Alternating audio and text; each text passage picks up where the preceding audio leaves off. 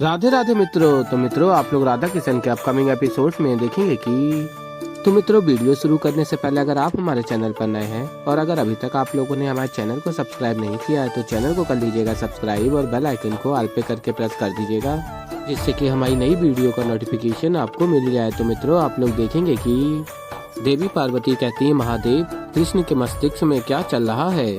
ना वो गोलोक लौटे राधा के साथ और ना ही गोपियों की रक्षा कर रहे हैं, ऐसा क्यों? और फिर महादेव कहते हैं, आराध्य के मस्तिष्क में क्या चल रहा है ये तो केवल आराध्य ही जाने। और फिर आगे आप लोग देखेंगे कि गोपियां कहती हैं, कृपया हमें जाने दो, मुक्त कर दो हमें, कृपा करके हमें जाने दो यहाँ से। और फिर गोपियां धीमे से जा रही होती हैं और तभी शंखचूड़ कहता है, रुक जाओ, शंखचूड़ हूँ मैं, केवल प्राप्त करना जानता हूँ, त्याग करना नहीं। और कहता आगे शंखचूड़, गोपियों से प्रार्थना करनी है ना तो अपने उस कृष्ण के समक्ष करो। अगर मेरे समक्ष कुछ करना ही है तो ये स्वीकार करो कि मैं कृष्ण से अधिक सुंदर और गुणवान हूँ। ये स्वीकार करो कि तुम सब मुझसे प्रेम करोगी, अन्यथा मैं बलपूर्वक एक एक से विवाह करके तुम्हारा जीवन नर्क बना दूंगा। और फिर गोपियाँ कहती हैं, ऐसा मत करो, समझो प्रेम कोमलता से होता है, कठोरता या बल से नहीं। और गोपियाँ आगे कहती हैं, जो स्थान कृष्ण का है हमारे जीवन में, हमारे मन में, वो और कोई नहीं ले सकता। और फिर शंखचूड़ कहता, स्थान तो मैं लेकर रहूंगा उस कृष्ण का तुम सबके जीवन में, और तुम वो पहली गोपी होगी जिसके जीवन का कृष्ण अब मैं बनूंगा, वो भी तुमसे विवाह करके। और तभी गोपी कहती है, नहीं, मैं विवाह नहीं करूंगी। और सभी गोपियां अत्यंत चिंतित हो जाती हैं और कहती हैं, नहीं, छोड़ दो मुझे। और शंखचूड़ बलपूर्वक गोपी को ले जा रहा होता है अपने साथ, और अन्य सभी गोपियां रोकने का प्रयत्न करती हैं। और तभी शंखचूड़ अन्य गोपियों से कहता है, मौन रहो। और कहता है आगे, मुझे तो लगा था कि तुम गोपियों में थोड़ी तो समझ होगी, सुंदरता को परखने की दृष्टि होगी। उस जैसे सुंदर यक्ष को देखकर, जिसके मुकुट में इतना सुंदर मणि लगा हुआ है, मुझे देखकर तुम सब मुझसे प्रेम करने लगोगी। पर नहीं, तुम सब भोली हो, उस कृष्ण की माया में फंस गई हो। किंतु अब मैं उस माया को भंग कर दूंगा। और बलपूर्वक ले जा रहा होता है। और तभी गोपी कहती है, कृष्ण रक्षा करो मेरी। और फिर मित्रों, आप लोग आगे देखेंगे कि श्री कृष्ण कहते हैं, माना कि इस समय मैं तुम्हारा अंत नहीं कर सकता शंखचूड़, किंतु इसका अर्थ ये नहीं है कि मैं तुम्हें ऐसा कोई भी दुष्कर्म करने दूंगा, ये दुस्साहस मैं सहन नहीं करूंगा। और फिर श्री कृष्ण अपनी शक्ति से शंखचूड़ को रोकते हैं, अपनी शक्ति से तीव्र प्रकाश डाल रहे होते हैं शंखचूड़ पर। और तभी गोपियां देखती हैं शंखचूड़ को पीड़ा में और कहती हैं, गोपियां अवश्य ही ये कृष्ण ने किया होगा हमारे लिए। और फिर स्त्रियां प्रसन्न हो जाती हैं और कह रही होती हैं सभी, हरे कृष्ण हरे कृष्ण। और फिर मित्रों, आप लोग आगे देखेंगे कि श्री कृष्ण कहते हैं, चिंता मत करो गोपियों, चिंता मत करो गोपियों, तुम्हारा कृष्ण तुम्हारे साथ है, तुम्हें अंश मात्र पीड़ा नहीं होने देगा। और फिर आगे आप लोग देखेंगे कि महादेव कहते हैं देवी पार्वती से, गौरी, तुम कुछ कह रही थी ना कि गोपियों की रक्षा हेतु मेरे आराध्य क्यों नहीं आ रहे हैं, इत्यादि इत्यादि, अब क्या कहोगी? और फिर देवी पार्वती कहती हैं, हाँ, मैं मानती हूँ कि आप अपने आराध्य को मुझसे अधिक जानते हैं। अच्छा, मुझे ये भी बता दीजिए, आपके आराध्य शंखचूड़ का अंत क्यों नहीं कर रहे? सारी कथा एक ही बार में क्यों नहीं संपन्न कर देते? और फिर महादेव कहते हैं, मत भूलो गौरी कि श्री कृष्ण ही लीलाधर हैं, और लीलाधर की प्रत्येक लीला ना तो समय चक्र और ना ही काल चक्र में व्यवधान डालती है, सब कुछ समय के अनुसार ही होगा। और फिर मित्रों, आप लोग आगे देखेंगे कि गोपियां कहती हैं शंखचूड़ से, क्या अब भी साहस है हमसे विवाह करने का? अगर है तो आगे बढ़ो। और गोपियां उपहास कर रही होती हैं शंखचूड़ का। और तभी शंखचूड़ अत्यंत क्रोध में आ जाता है और कहता, मूर्ख गोपियों, तुम्हें अनुमान तक नहीं है कि मैं क्या कर सकता हूँ। और फिर गोपी कहती है, अनुमान तुम्हें नहीं है कि श्री कृष्ण क्या कर सकते हैं, पहली भूल थी इसलिए छोटा दंड मिला, सोच लो यदि पुनः तुमने हम में से किसी के साथ भी दुर्व्यवहार किया, तुम्हारा परिणाम क्या होगा। और फिर शंखचूड़ कहता है, मन तो करता है कि तुम सब गोपियों की जान यहीं ले लूं, किंतु मैंने तुम सबको दंड देने के लिए कोई और युक्ति सोची है।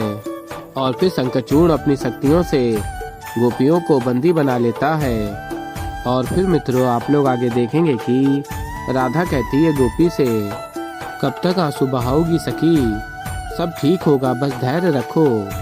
और फिर गोपी कहती है, अपनी सखियों को इस तरह संकट में देख अत्यधिक पीड़ा हो रही है, यदि उन्हें कुछ हो गया तो। नहीं, बड़ा ही शक्तिशाली है वो, और उतना ही दुष्ट भी। और फिर आगे आप लोग देखेंगे कि शाम आ जाता और कहता है गोपी से, आप अस्वस्थ रहिए, भले ही वो शंखचूड़ कितना भी शक्तिशाली क्यों ना हो, किंतु यदि पिताश्री ने आप सभी गोपियों की रक्षा करने का वचन दिया है, तो फिर वो शंखचूड़ गोपियों को हानि नहीं पहुंचा पाएगा। और फिर तभी बलराम दाऊ आ जाते हैं और कहते हैं, उचित कहा है तुमने शाम। और फिर बलराम दाऊ सभी को बताते हैं, कान्हा गया है सभी गोपियों को ढूंढने, और वो सभी गोपियों को ढूंढ भी अवश्य लेगा, और वो शंखचूड़ को परास्त करके और सभी गोपियों को सुरक्षित लेकर यहाँ आ जाएगा। इसीलिए आप सभी को तनिक भी चिंता करने की आवश्यकता नहीं है। तब तक मैं स्वयं ही आप सभी की सुरक्षा के लिए यहाँ आप सभी के साथ हूँ। और फिर मित्रों, आप लोग आगे देखेंगे कि राधा गोपी से कहती हैं, देखो यदि ऐसी बात है तो चिंता की कोई बात ही नहीं है। और फिर राधा गोपी के नेत्रों से आंसू पोंछती हैं और हृदय से लगा लेती हैं गोपी को। और तभी बलराम दाऊ स्मरण कर रहे होते हैं, बस कान्हा शीघ्र ही शंखचूड़ को ढूंढ ले। और फिर मित्रों, आप लोग आगे देखेंगे कि असुर गुरु शुक्राचार्य शंखचूड़ के मुकुट की मणि को देख रहे होते हैं। और तभी शंखचूड़ कहता है, आचार्य, क्या सच में कृष्ण ने मेरे मुकुट पर माया की है? क्या इसी कारण मुझे असहनीय पीड़ा हुई? और तभी श्री कृष्ण प्रसन्न हो रहे होते हैं और कहते हैं, प्रतीत होता है कि मैंने कुछ अदेखी पीड़ा दे दी तुम्हें शंखचूड़। अब भी कुछ पाप हैं जो तुम्हारे लिए करना शेष है, बस कुछ समय और जब तुम्हारे पापों का घड़ा भर जाएगा। और फिर आगे आप लोग देखेंगे, असुर गुरु शुक्राचार्य कहते हैं, तुम्हारे मुकुट को कुछ नहीं हुआ शंखचूड़, और ये मणि अभी भी उतनी ही शक्तिशाली है। और फिर शंखचूड़ पूछता है, तो फिर मुझे पीड़ा का अनुभव क्यों हुआ? पहले तो कभी भी ऐसा नहीं हुआ मेरे साथ आचार्य। और फिर मित्रों, आप लोग आगे देखेंगे कि शंखचूड़ असुर गुरु शुक्राचार्य को बताता है कि कैसे उसको पीड़ा का अनुभव हुआ। और फिर शुक्राचार्य बताते हैं शंखचूड़ को, क्योंकि इससे पहले तुमने कभी कृष्ण की गोपियों के साथ बलपूर्वक विवाह करने का दुस्साहस नहीं किया ना। और फिर शंखचूड़ कहता, मैं कुछ समझा नहीं।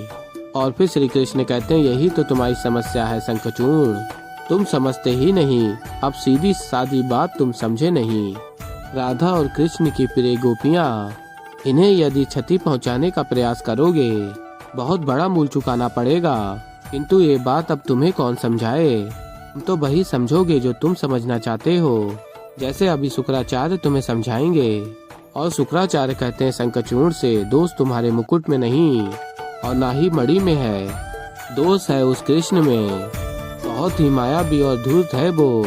नारायण का अवतार जो है, उसी ने कोई माया जाल रचा होगा ताकि तुम गोपियों से ना मिल सको। और फिर शंखचूड़ कहता, आचार्य, यदि ऐसा ही होता रहा तो मैं सभी गोपियों से विवाह करने का निश्चय कैसे पूर्ण कर पाऊंगा?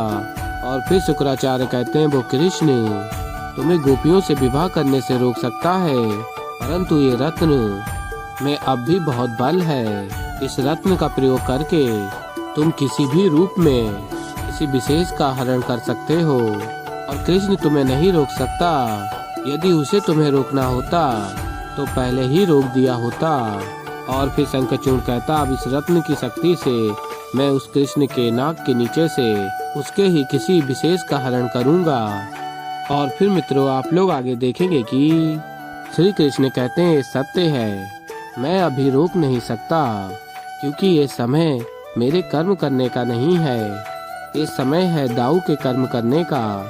और कहते हैं आगे श्री कृष्ण, अब तुम वो करो जो तुम्हारा कर्म है, वो भोगो जो तुम्हारी नियति है। मैं कुछ समय के लिए विश्राम कर लेता हूँ। और फिर आगे आप लोग देखेंगे शंखचूड़ कहता है गुरु शुक्राचार्य से, अब इस रत्न की शक्ति से मैं उस कृष्ण के नाक के नीचे से उसके ही किसी विशेष का हरण करूँगा। मैं एक एक करके सबको उठा ले जाऊँगा। और फिर आगे आप लोग देखेंगे कि द्वारिका में गोपी शंखचूड़ के बारे में स्मरण कर चिंतित हो रही होती हैं। और तभी बलराम दाऊ आ जाते और कहते हैं, अरे वैष्णवी तुम अभी तक सोई नहीं। और फिर गोपी कहती है, शंखचूड़ के भय से मुझे निंद्रा ही नहीं आ रही है दाऊ।